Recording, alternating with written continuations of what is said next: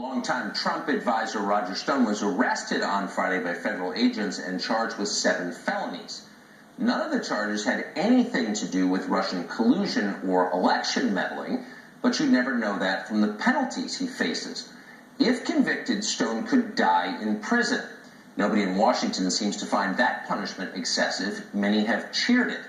Officially, Stone was charged with lying, something most of our political elite engage in every day. But his real crime was flamboyance. Stone has spent the last 40 years giving the finger to the people in charge. In the end, they got him. They always do. Stone's arrest is already fading from the headlines, replaced by the latest political crisis of the moment or some new skirmish in the ongoing culture wars. Soon we'll forget it ever happened. But before we do, it is worth taking just a moment to consider a few basic questions about it, if only because nobody else is going to. First, why did the Justice Department stage what was, in effect, a military assault on Roger Stone's house? Stone himself asked that question on ABC over the weekend. Watch. The idea that a 29-member SWAT team in full tactical gear with assault weapons would surround my house, that I would open the door looking down the barrel of assault weapons, that I would be frog-marched out front, barefooted and handcuffed when they simply Roger, let me just contacted me. I think people need to know about that. But as you know, it's pretty standard for that to happen. That's pretty standard, as you know.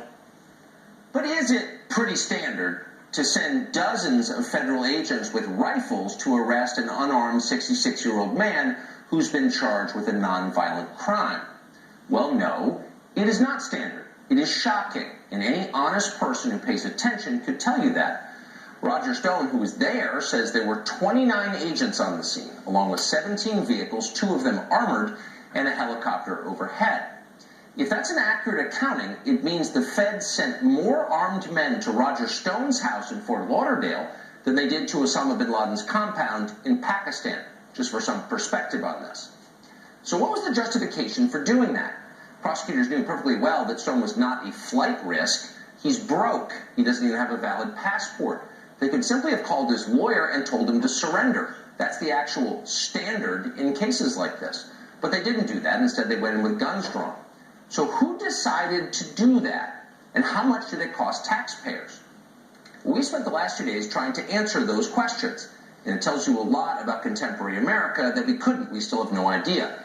The Justice Department wouldn't answer us. The White House, which supposedly oversees the Justice Department, didn't even respond. Maybe they don't know the answer to those questions. Possible. They don't control Robert Mueller. Nobody controls Robert Mueller. Mueller can send armed men to your home to roust you from bed at gunpoint just because he feels like it, and there's nothing you or anyone else can do about it.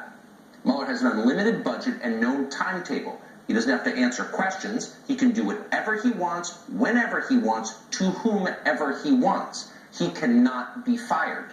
Mueller is the single most powerful person in America, and yet nobody voted for him.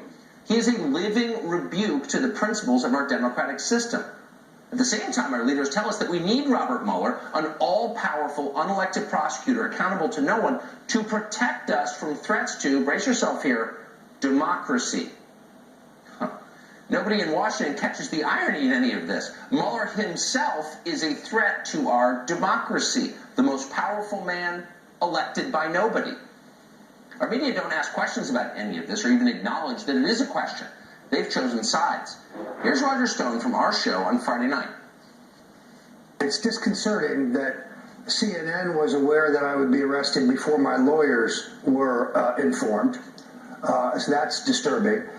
If it was a dangerous situation, which would merit the SWAT team, well then CNN's cameraman would be in danger. I don't know why they would be allowed to be there.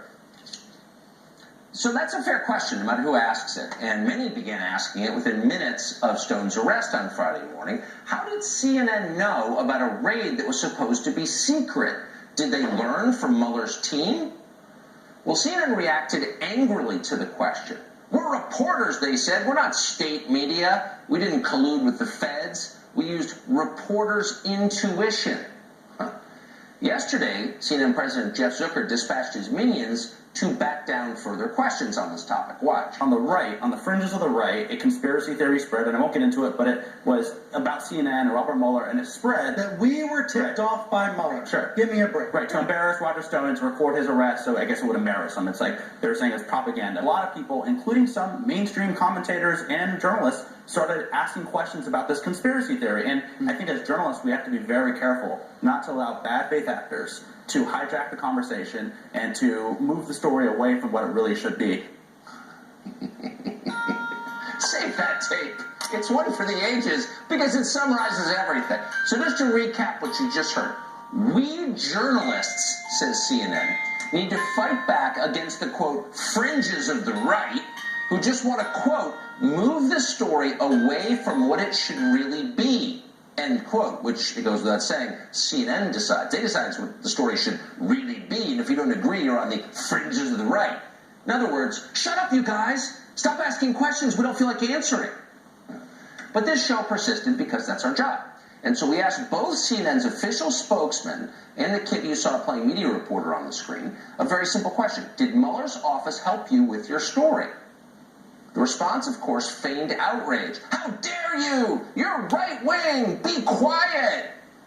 But when we kept pressing them, an interesting thing happened. They didn't deny it. So to be totally clear, here's the specific question that we asked. Quote, did federal law enforcement officials confirm the raid on Roger Stone's house to CNN before it happened? Very simple question. And when we pressed it, CNN dropped the fake outrage. They just refused to answer. Because, of course, CNN talked to Mueller's people before the raid. There was never any doubt about that. All the barking aside, Mueller wanted the raid on Roger Stone's home caught on tape and publicly aired as a warning to other disobedient witnesses about what can happen to you if you step out of line. CNN was happy to oblige. So CNN acted as the public relations arm of the Mueller investigation, as they have before, and then they lied about it in the most self-righteous possible way and sent those kids out on TV to lie some more. So it answers a lot of questions. No wonder CNN seemed so eager to defend Friday's raid and to belittle and attack and marginalize anyone who asked honest questions about it.